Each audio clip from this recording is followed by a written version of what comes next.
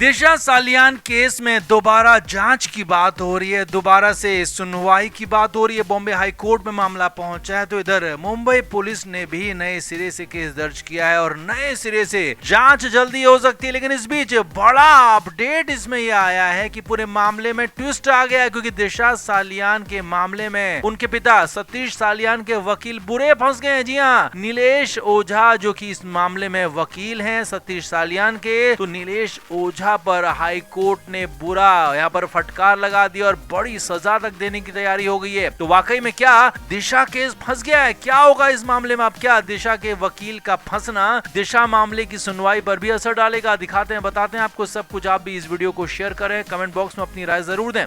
तो दिशा सालियान के पिता सतीश सालियान ने आरोप लगाया था कि आदित्य ठाकरे और उनके साथ कई लोगों ने मिलकर उनकी बेटी के साथ गलत किया और फिर उन्हें खत्म कर दिया। लेकिन इस बात का कोई सबूत फिलहाल तक आया नहीं है, इसीलिए तो सीबीआई ने क्लोजर रिपोर्ट दी थी। तो अब इधर सतीश सालियान ने दोबारा से हाई कोर्ट में सुनवाई के लिए याचिका दी और उनकी सुनवाई में यहाँ पर लीड कर रहे हैं वकील नीलेश ओझा। लेकिन नीलेश ओझा ने कुछ ऐसी बात कह दी जिससे हाई कोर्ट नाराज हो गया था। जी हाँ, मीडिया से एक बातचीत में सतीश सालियान के वकील नीलेश ओझा ने इस मामले की सुनवाई कर रही जज जस्टिस रेवती मोहिते डेरे पर गंभीर आरोप लगा दिया था और ये तक कह दिया था कि उनके संबंध उस दल से हैं, यानी कि शिवसेना यूबीटी के नेताओं से हैं और याचिका में आरोपित बताए गए आदित्य ठाकरे का वो समर्थन कर रही है। ऐसा आरोप नीलेश ओझा ने लगा दिया जो कि हैरानी भरा था। इसके बाद बॉम्बे हाई कोर्ट ने इस पूरे मामले पर गंभीर एक्शन लेने की तैयारी कर दी। बॉम्बे हाई कोर्ट ने इन बयानों को आपत्तिजनक बता दिया और कह दिया कि ऐसा प्रतीत हो रहा है कि ये बयान जानबूझकर कोर्ट और